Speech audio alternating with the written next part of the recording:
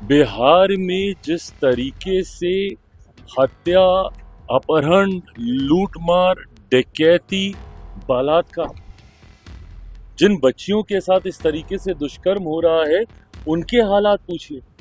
या तो फिर इसमें प्रशासन की मिली भगत है, और या फिर प्रशासन इस पे लीपापोती करने का कार्य कर रहा है, और या फिर पूरी तरीके से प्रशासन निकम्मा हो चुका है और अब इनके बस का नहीं है। मुझे इस बात का दुख होता है कि मैं एक ऐसी सरकार का यहाँ पे समर्थन कर, मैं तो कहता हूँ भैया करके दिखा दो, एक बार चुनाव का बहिष्कार ये लोग करके दिखा दो। अगर हिम्मत तो लड़के दिखाए अकेले। तो जो अकेले चुनाव नहीं लड़ सकता वो चुनाव का बहिष्कार क्या करेगा। देखिए, एक के बाद एक जिस तरीके से बिहार में आपराधिक घटनाओं की एक श्रृंखला सी बन गई है और प्रशासन पूरी तरीके से नतमस्तक दिख रहा है अपराधियों के सामने। ये बात सही है कि जो ये घटना घटी है ये जितनी निंदनीय है, जितनी शर्मनाक है, कार्रवाई भी हुई, गिरफ्तारी भी हुई, पर पहली बात ऐसी घटनाएं घट क्यों रही हैं। बिहार में जिस तरीके से हत्या, अपहरण, लूटमार, डकैती, बलात्कार, एक के बाद ऐसी श्रृंखला बन गई है और अब तो ऐसा लग रहा है जैसे प्रशासन पूरी तरीके से नाकामयाब है इन घटनाओं को रोकने के लिए। और अगर ऐसे ही चलता रहा तो ये आने वाले दिनों में एक बहुत भयावह परिस्थिति उत्पन्न कर देगा हमारे प्रदेश में। उत्पन्न हो चुकी है। जिन परिवारों ने अपनों को खोया उनका हालात पूछिए, जिन बच्चियों के साथ इस तरीके से दुष्कर्म हो रहा है उनके हालात पूछिए।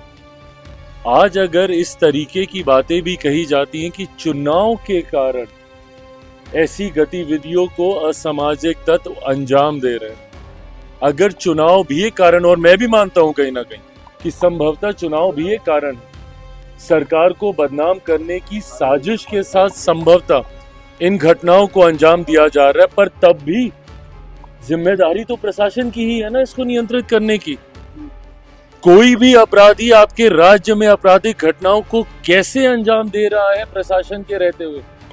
या तो फिर इसमें प्रशासन की मिली भगत है, और या फिर प्रशासन इस पे लीपापोती करने का कार्य कर रहा है, और या फिर पूरी तरीके से प्रशासन निकम्मा हो चुका है और अब इनके बस का नहीं है बिहार और बिहारियों को सुरक्षित रखना। ऐसे में पुनः एक बार मैं बिहार सरकार से आग्रह करूं, जरूरी है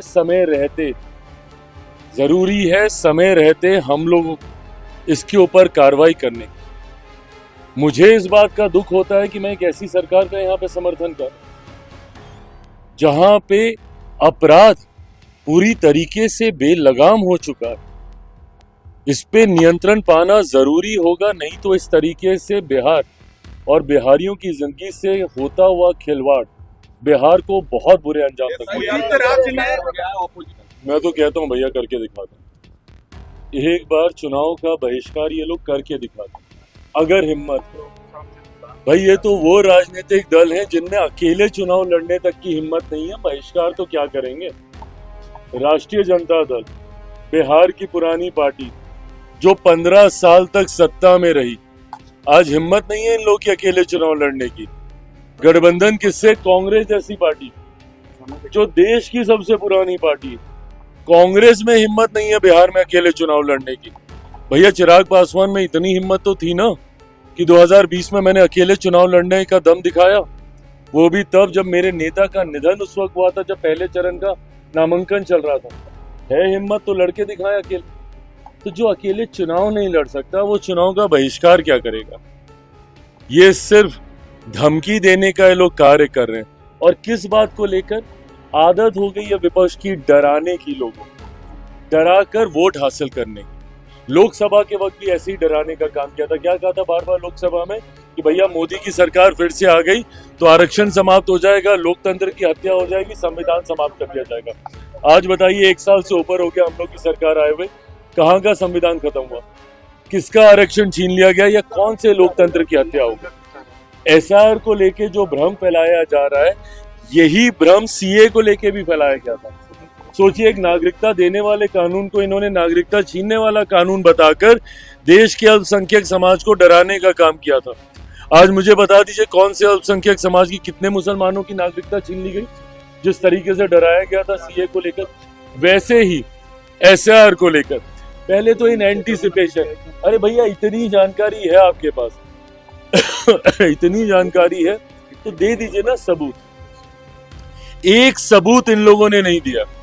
अगर इतनी जानकारी है कांग्रेस के पास, राहुल जी के पास, राजद के पास, तो दिखाए ना कि भैया कौन सा सही आदमी था जिसका इन लोगों ने कैंसिल कर दिया हो या जिसका नाम वोटर लिस्ट से हटा दिया हो।